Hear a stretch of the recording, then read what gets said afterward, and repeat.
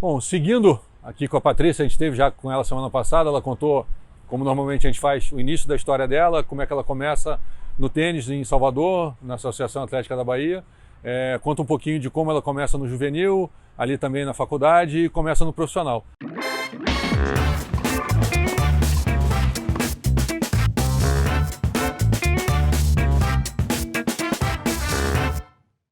Eu acho, Patrícia, que a gente pode seguir daqui do momento como a gente termina na parte 1 da semana passada, né? Você começando a jogar o profissional, contando as dificuldades, contando ali muito que a maioria das pessoas hoje não tem ideia, né, do que você viveu, que a irmã também contou um pouquinho, que para fazer a inscrição você tinha que mandar uma carta ou chegar lá, dizer o teu ranking, mas não tinha ranking. Você deve ter passado por muita situação complicada, né? Você deve ter tido que passar por muito problema, né, superar obstáculos para chegar onde você chegou, que realmente ninguém sabe, né? Você só sabe lá o final da história, mas ninguém sabe o meio do caminho, né? Com certeza. Acho que todo tenista tem uma história de superação forte, né? Ou várias, né? Eu me lembro bem de uma, eu tinha 17 anos, foi minha primeira oportunidade de jogar o Fed Cup, que era chamado Federation Cup, Fed Cup e agora Billie Jean King Cup, né? Que é o equivalente à Copa Davis masculina. É bom falar isso, porque muita gente... não tem a dimensão, né? É conhecida, não mas tem a noção da dimensão, né? E era na Alemanha, em Bad Homburg. Eu falei, puxa vida, fantástico, né? Que oportunidade. E claro, na época existia um certo protecionismo com a número 1 do Brasil, que era a Andréa Cabral de Menezes, né? E a primeira vaga era dela. A segunda, isso antes ainda em 74, né? Quando eu passo a ser a número 1 do Brasil. Mas, enfim, como era a Andréa Cabral de Menezes, a segunda vaga eu fui convidada para jogar uma melhor de 3 sets, a melhor de 3 jogos contra a Regina Ferreira, tenista do Rio. E aí vou até o Rio. A Andréa é do Rio também, né? Sim, André, sim. E, claro, e como o Gabriel, né, o presidente da época, era carioca também, então ele tinha, obviamente, uma preferência pelas cariocas. Iriam só 2? Não, iriam 3. E aí a segunda vaga, aconteceria essa disputa entre a Regina e eu em 3 jogos, né? Melhor de 3, na verdade. Aí no primeiro dia eu ganho os jogos, no segundo dia eu perco, e a gente vai ao terceiro jogo e eu ganho. E aí os jornais noticiaram, né? A segunda vaga de Patrícia consegue a segunda vaga. Eu tenho tudo isso, inclusive minha tia fazia os books para mim, eu tenho isso registrado. E aí, para a terceira vaga, eles fazem um torneio com todas as outras, foi realizado um torneio com todas as outras tenistas, né? A Marília Mate, que veio do Sul, Susana Peterson, Cristiana Brito, enfim, e ganha a Susana Peterson, que era uma tenista já de mais idade, com mais experiência, já tinha jogado muito na Europa, enfim, jogava mais até na época amadora, mas já tinha mais experiência, mas ela não estava bem classificada para jogar, para disputar a segunda vaga. E aí ela ganha a terceira vaga. A gente vai para a Alemanha e a nossa acompanhante, capitã, era a mãe da Andréia. E ela me diz ali na chegada, e eu super feliz porque ia ter a oportunidade de jogar com alguma fera, né? Que a gente ia disputar contra algum país, alguma tenista boa. E ela me diz, Patrícia, eu vou ter que seguir essa sequência aqui do telegrama que eu recebi. Aí dizia Menezes, Peterson e Medrado. E aí eu não pude jogar simples, obviamente que a gente jogou a dupla já decidido, e ali foi a minha primeira grande decepção. Ali eu já queria parar de jogar, eu pensei em tudo, em pegar a minha mala e sair viajando pela Europa. Eu falei, eu não acredito de tudo que eu passei lá, porque não foi fácil, né? Mas aí, claro, o amor ao esporte, né, a vontade na hora ali, o momento é de tristeza, né, frustração, mas depois vira fortalecimento, né? Depois vira combustível para você, fala, não, isso não vai me puxar para baixo, não vai me puxar para trás. Como efetivamente, na hora foi bem frustrante, mas claro, é uma coisa que você dorme, amadurece, passa um dia, 2 dias, e eu já sabia o que eu queria do tênis. Eu considero, aliás, que eu tomei 3 grandes decisões na vida, né? Uma delas foi jogar tênis, né? A outra foi jogar tênis, me profissionalizar, na verdade. A primeira foi sair de São Paulo, tênis, né? A outra foi viver do tênis, e a terceira foi parar, o momento da parada, né? Que também é muito importante, é um momento que você tem que amadurecer muito as ideias para realmente definir. Então, essa decisão de realmente ser profissional de tênis, depois de tomada, não dá para voltar atrás, né? E isso acho que tem a ver com o estilo de vida, tem a ver com uma paixão que provavelmente lá o Evaldo lá atrás plantou aquela semente né, da paixão pelo esporte. Né? Eu costumo dizer que são três grandes paixões. Né? Você primeiro se apaixona pelo esporte, depois você se apaixona pela competição, de sentir ali aquela adrenalina de você estar competindo, e depois você se apaixona pelo processo, né, de você se desenvolver, de você crescer, melhorar e evoluir a cada dia, porque se você não curte, você não gosta do processo da evolução, você não pode jogar tênis, porque no primeiro problema, no primeiro obstáculo, você vai desistir. Né? E provavelmente, se você não gostasse do processo, nessa situação, né, da Fed Cup, você seguramente ia ter buscado outro caminho, e hoje a gente não estaria falando de você, Patrícia Medrado, e tudo que você fez.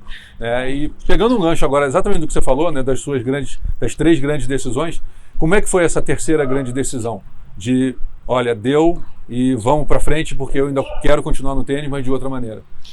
Olha, é um processo lento, né? Eu comecei a pensar, poxa, as minhas amigas começaram a parar, né? O circuito começou a ficar muito jovem. Eu joguei até 31, né? Na verdade, para aquela ocasião, foi uma carreira longeva, né? Todos os brasileiros pararam antes, as pessoas mais próximas já tinham parado.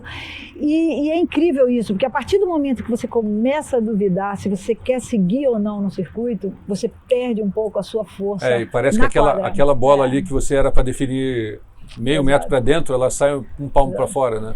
Isso, e aí a dupla falta acaba acontecendo. Isso ficou muito claro para mim quando eu joguei contra uma argentina, Tarabini, me lembro bem, a Patrícia Tarabini. Que estava começando ali no circuito, no US Open.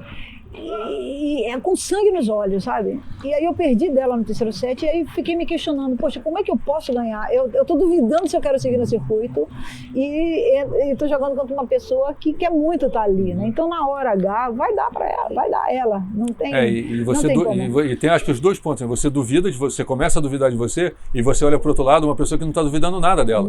E aí você fala, eu já fui assim, né? Deve ser, eu não sei, eu não joguei no nível de vocês, né? Não tenho a menor ideia, mas eu imagino que você olhe para frente do outro lado da rede e veja algo que você já sentiu e que você talvez por algum motivo naquele momento não sinta mais. E aí fica essa decisão, né? Eu vou ter que tomar essa decisão. E o difícil, Silvio, é que quando você não para também de um torneio para o outro, Sim. É uma ideia que você tem que amadurecer. Então, a partir do momento que ela começa a passar na tua cabeça, você vai perdendo o sangue nos olhos. Né? Eu me lembro também de um torneio na Grécia, que eu tinha uma possibilidade de ganhar uma partida ali, de duplas inclusive, acabei perdendo, fiquei chateada, mas por eu ter perdido, eu consegui fazer um passeio, fui para as ilhas, algumas ilhas gregas ali, e depois eu fiquei me questionando, falei, pô, se eu tivesse ganho, o que seria mais uma rodada para mim, de duplas, comparado com a oportunidade que eu tive de vencer. Aí eu falei, não, a partir do momento que você questiona uma vitória, então está na hora de parar mesmo. Você começa a dar outros valores, né? E aquela vontade também de fazer alguma coisa diferente, de não passar tanto tempo na quadra. Então eu amadureci e programei a minha última participação no torneio que na época se chamava Lipton, aquele torneio que hoje é o Miami Open. E programei lá, já fui com passagem para tirar férias na Califórnia, já tinha um esquema para lançar um projeto aqui, o projeto Patrícia Medrado aqui em São Paulo. E aí fui, as meninas já estavam começando a me procurar para que eu fosse técnica dela e aí joguei e parei e nunca olhei para trás sem arrependimentos, né? E aí você para e aí o que você começa? O que a nova carreira ou o novo sonho da Patrícia Medrado quando você interrompe? E aí, Silvio, aquele sonho de você passar para outras pessoas tudo aquilo que você aprendeu, né? Que era o sonho de ser técnica.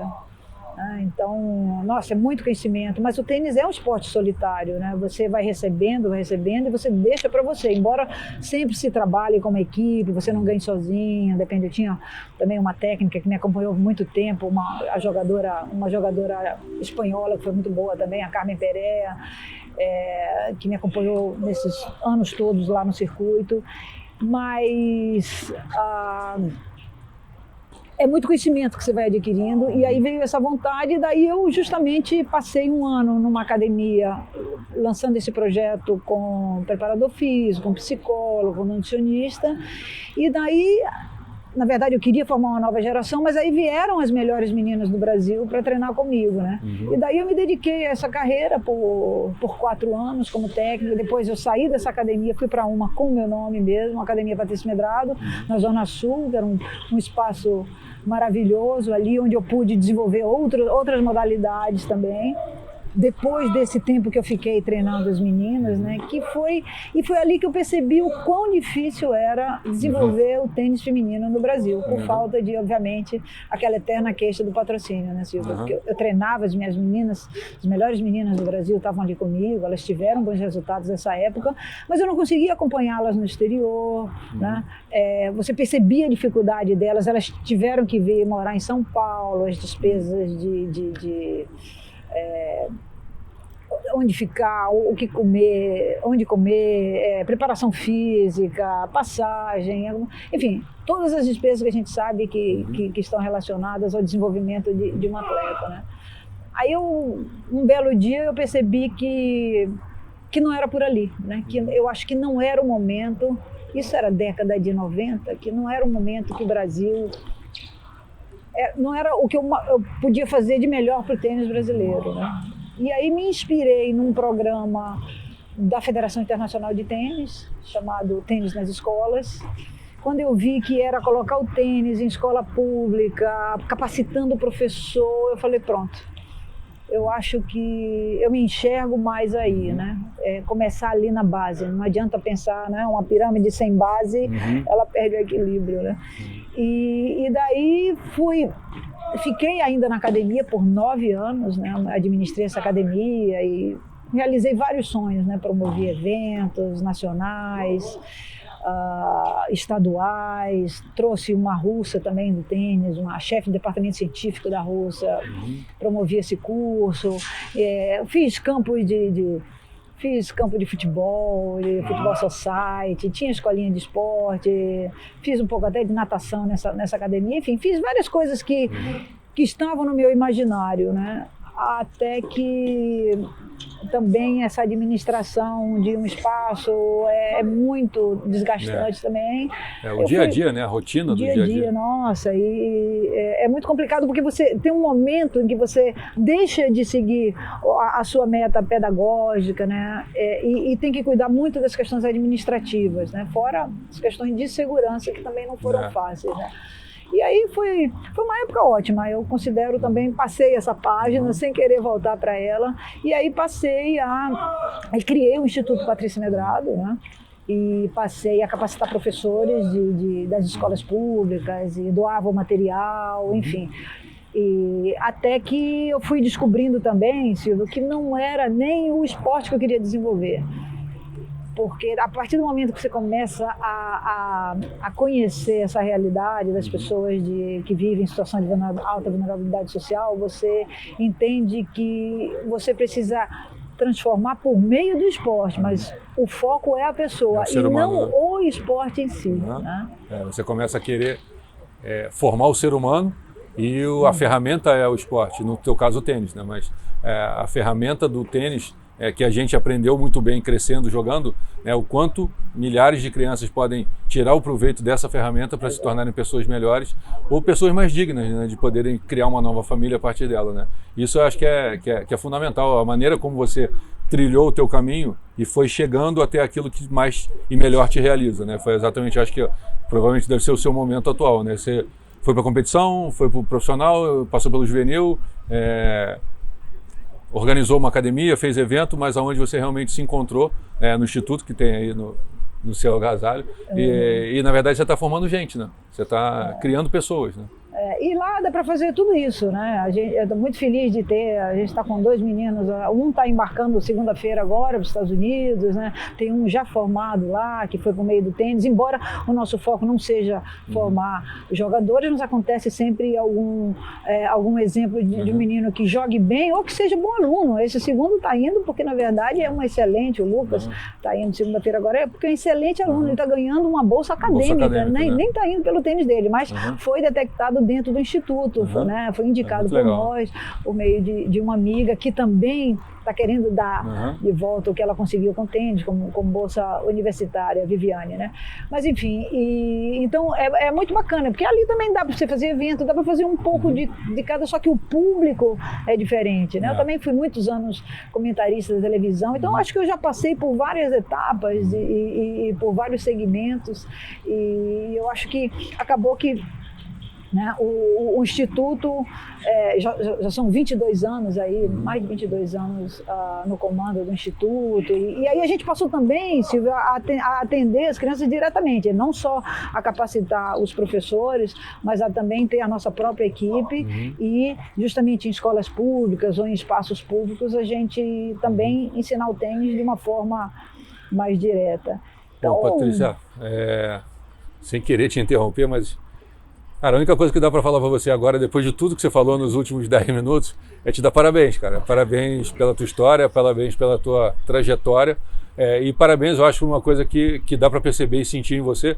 No final, quando você fala, você está feliz. Né? Você está feliz com o que você, obviamente, viveu e passou, mas você está feliz com o que você está vivendo, né? Com o que você criou, né? Para o teu presente e o quanto você pode ajudar o futuro de tanta gente. Né? Então, acho que não tem como melhor a gente terminar essa conversa contando toda a tua história, te dar parabéns por toda a tua trajetória e saber que no final de tudo isso você está se realizando e transformando a vida de tanta gente. Parabéns de verdade. Obrigada, Silvio. Realmente é uma história, é um esporte que está no nosso sangue, né? Além disso, né, a gente ainda vai lá e joga. Você ainda vai trocar de roupa para bater uma bola ali, né? Eu ainda vou jogar, porque afinal de contas também tem a minha carreira master, né, que eu tenho que manter. Exatamente. Você ainda chegou aqui sem material, o Camargo falou, vamos ali, né? E você já chegou, teu material, tua roupa está ali, a raquete, vamos seguir para bater uma bola. Patrícia, sério, obrigado por você ter vindo, obrigado por você ter disponibilizado teu tempo para contar a tua história. Acho que é super importante para muita gente que gosta de tênis saber que pessoas como você existiram na época que jogava e agora existem fazendo o que você faz.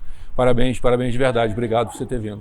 Eu que agradeço aí, Silvio, o seu convite e dizer que é muito importante tudo isso que você está fazendo, esse resgate aí de vários jogadores, a história de vários jogadores brasileiros. Contar a história do tênis, a minha frase país, é a seguinte, eu quero contar a história de pessoas que tenham histórias para serem contadas. E você é mais uma dessas pessoas que tem muita história para contar. Infelizmente a gente tem um tempo para ir embora, mas eu tento um pouquinho. De repente a gente volta de novo. Eu tenho uma ideia também de fazer encontros, pegar de repente um jogador e uma jogadora, um jogador e um treinador e ser um bate-papo a mais, com mais gente, com 3 pessoas falando. Sei, tem muita coisa para fazer, mas no fundo o que eu quero é homenagear pessoas que têm histórias interessantes e você é uma delas. Parabéns, valeu, obrigado. Pessoal, obrigado. Continue ali compartilhando, se inscrevendo no canal. Hoje a gente teve Patrícia Medrado contando a história dela pra gente. Valeu.